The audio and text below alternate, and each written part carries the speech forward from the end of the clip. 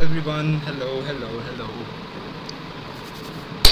All right, okay. So this project, it looks like a mess, but believe me, it's not a mess.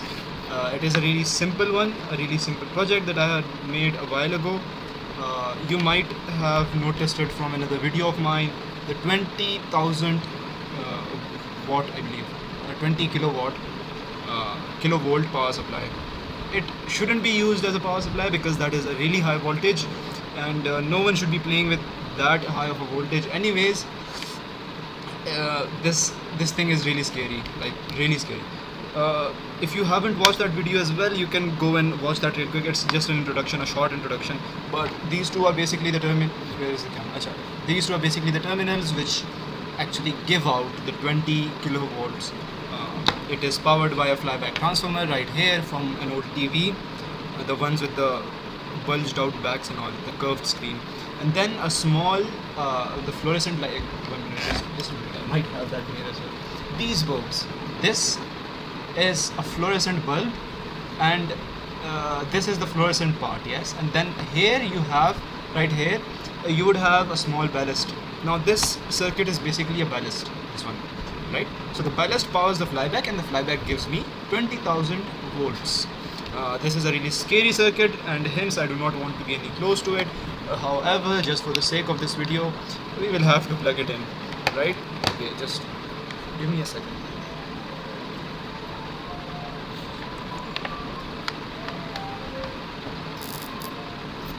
You can already hear the sparks, and there we go.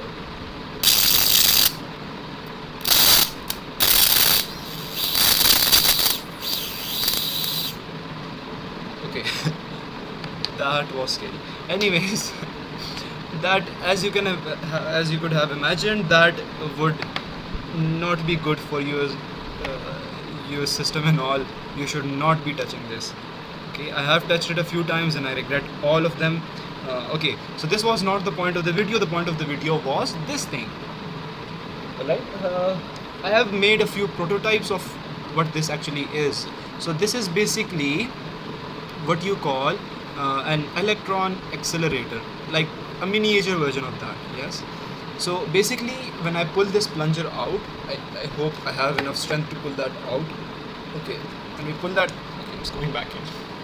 When we pull that out, we create a vacuum inside here, and as you can see, there is a small screw which acts as a terminal, and then there is another rod, sort of a rod, which acts as the other terminal, right? So this is the basic concept. Well, basically the concept isn't really that. The concept is that electrons feel a lot of resistance when they ionize air, because well, air has a lot of particles in it. Okay, but in a vacuum there are no particles. If there are no particles, well, this is not an absolute vacuum, but still we get a lot of less particles than we would have had in the normal air. As you could have seen from the sparks that I just demonstrated here, the sound that is, I think, called electron winds or something like that, but those things actually occur when the electrons jump from one terminal to the other, ionizing the air in between and creating sort of like a push, because it replaces the air ions, the air molecules and all. Yes, when it replaces the air molecules, they are pushed out of the way, hence creating a wind. Now this thing, I would have to have the plunger stuck somehow, so let's just find a small rod we can use, probably somewhere around here. I might have a few lying around, I don't know.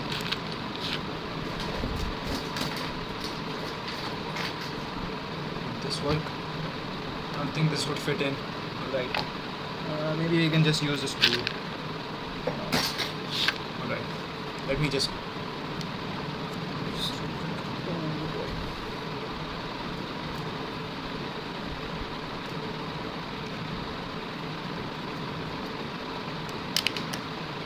okay.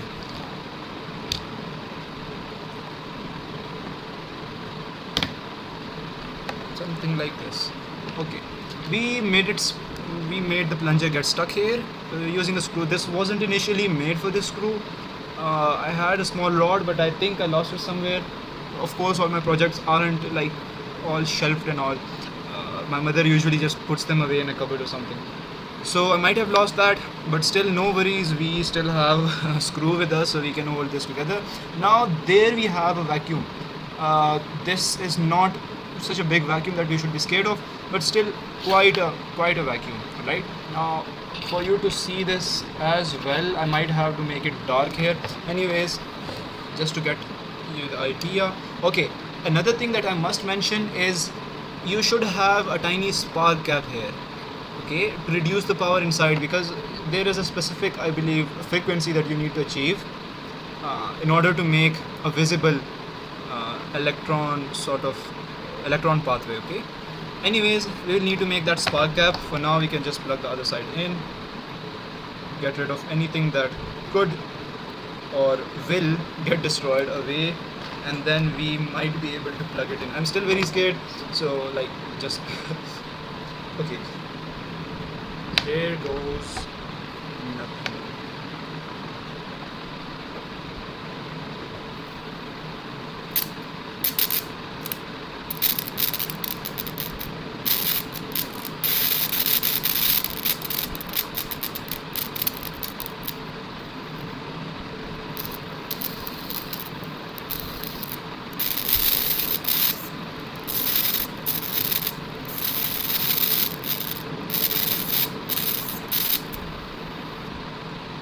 Okay, so I felt a little ticklish in my fingers. I don't know why. I believe it was because of this. I need to do another test just without the lights, right? So just bear with me. It will be dark for a second, but you'll see the sparks and you will understand why it had to be dark.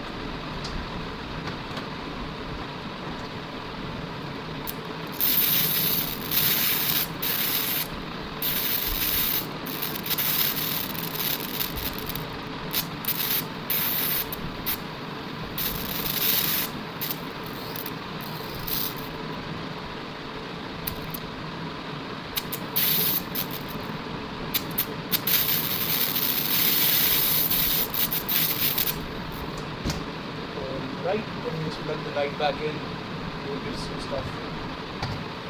Alright, so there it was, really scary, but I had to do it just so you could see it, right? Let's just get this thing out of the way so I don't get shocked. Okay, so as you saw, we established an electron, sort of like an electron accelerator. Yes, we sort of made that, and this thing got really hot really fast. Let's see if it has melted anything. I hope not. Okay, everything is still intact. That's good. Let's just release the vacuum so we have a better understanding of it. Okay, there you go. Use my mouth to pull out the screw, but well, happens. Okay, so the syringe got really hot. I think that's why it's getting stuck, but let's just help it through. Okay, I hope I didn't lose the vacuum. Oh boy, I think I lost the vacuum. Okay, well, at least I got it on video. Okay, so as you saw, when I got one of the crocodile clips close to this, like not touching but just close, a straight line, not really a straight, but a continuous line of electrons could be seen inside the syringe, right? Now when I touched the crocodile clip, that actually disappeared, and that is, I believe, because of maybe the power or the frequency. I haven't really studied that. Maybe I will. I hope so I will, and then in probably another video I will let you all know. Anyways, this was an introduction of how an electron accelerator might work, right? I hope to see a real electron accelerator one day, but well, not today. It's not really today. Okay, so that was my electron accelerator, a small one, a very small one, with 2 terminals, a vacuum in the middle. That's it, nothing else. I believe you can manipulate the electron beam. Okay, I forgot the actual name of this, but when I was making this, I actually named it the electron ray gun or something like that. A similar prototype might be used in old CRT TVs or something like that. I have seen those in books and all, but I really don't know if that's true. Alright, thank you all for watching. This was a short video, I believe, 12 minutes, that's not really short, but still, thank you all for sticking around.